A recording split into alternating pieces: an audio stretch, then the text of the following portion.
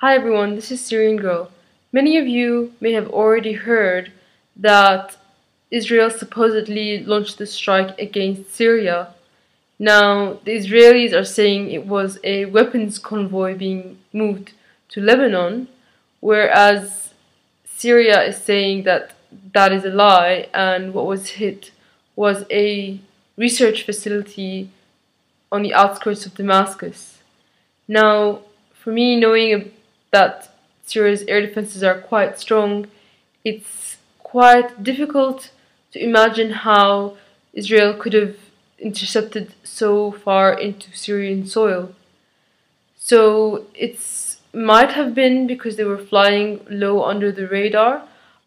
It's possible the Syrian government is lying about the facility being struck. The facility is too deep inside Syria for Israeli warplanes to be able to commit this act safely, as we saw a Turkish plane attempting to enter Syrian airspace got struck down. In fact, there are reports from the FSA that the facility was under attack 2 days ago by them. There were also reports around the same time and in the same area that the FSA were attacking air defenses, the Buk M1 system. It's equally possible that the Israelis are lying about striking weapons convoys in Lebanon. Weapons transfer between Syria and Hezbollah does happen, but it happens with pre-existing tunnels under the ground, which Israel cannot get to. But no matter what people disagree on, what is agreed on is that Israel is claiming that it attacked Syria. And that alone deserves retaliation. The Israelis have broken the ceasefire treaty, and it's time to march into the Golan Heights. It's time to throw out the rules of this proxy war and turn it into a head-on war with the real instigator, the Zionist entity. It's time to teach Israel there's only so far you can push before you get pushed back. Iran and Syria have threatened to attack Israel, and Syria has complained to the United Nations. Russia has warned Israel, but I have my doubts that there's going to be any immediate retaliation at least. Maybe in the future there might be. I honestly believe a retaliation will not lead to all-out war, because I don't think that Israel is ready for that war. It would much rather sit back and allow its proxies, the FSA, the rebels, to do its fighting for it. Now, what this incident proves all along is that the FSA are Israelis' proxies. They have constantly been destroying and sabotaging Syria's defenses against its aggressive enemy, which is Israel, right on the border.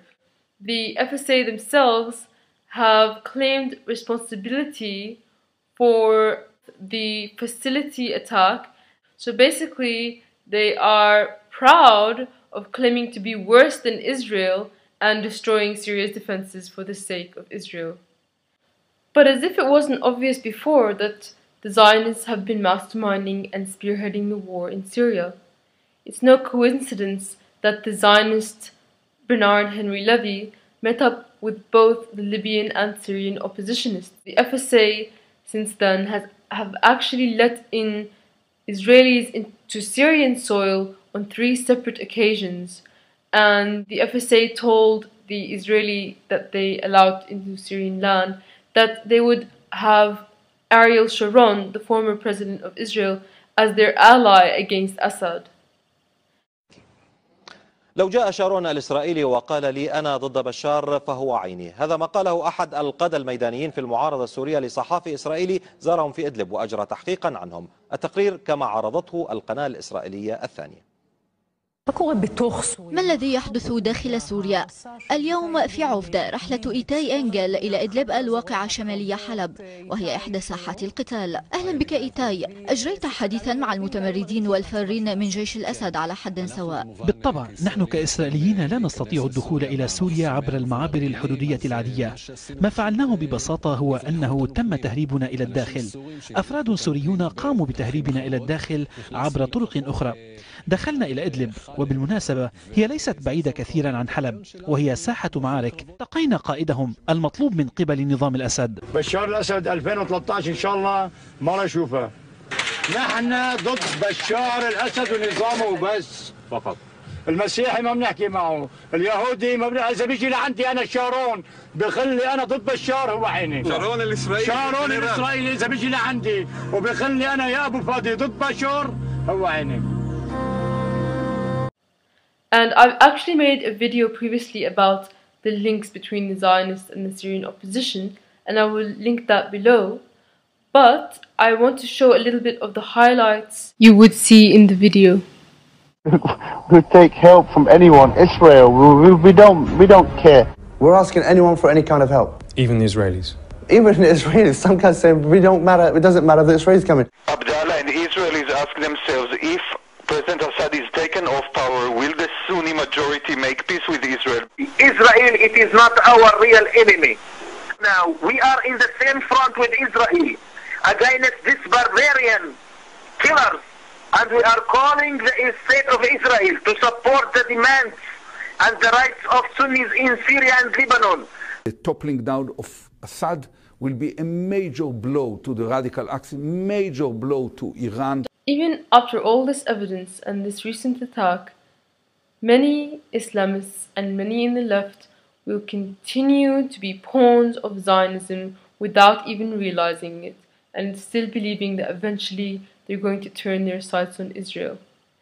You know, while they're busily dismantling Syria's defenses, they think that Israel is just gonna sit there and allow them to build it back up again and fight them in the future. It's so ridiculous and infantile, and it's that kind of stupidity which turns people into cannon fodder for the powers that be. And if there's any oppositionists here listening to this today, I just would like to say انت رح تلاحظوا لأنه عم تبيعوا بلدنا لإسرائيل، وكل هاي الشغلة لعبة من الصهيونيين. امتى؟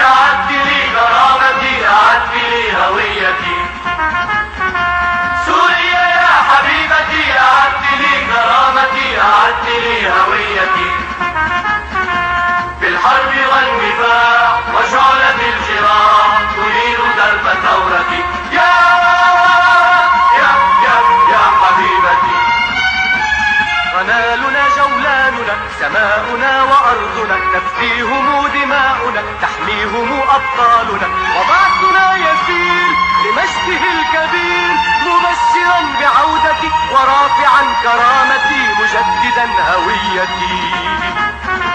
في الحرب والدفاع وشعلة الجراح تريد درب ثورتي.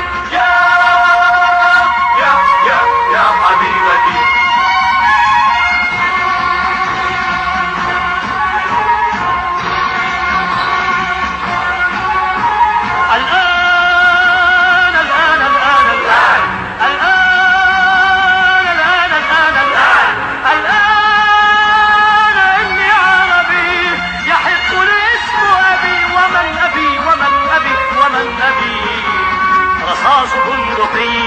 تصنع الحرية للأمة الأبية. يا حبيبتي.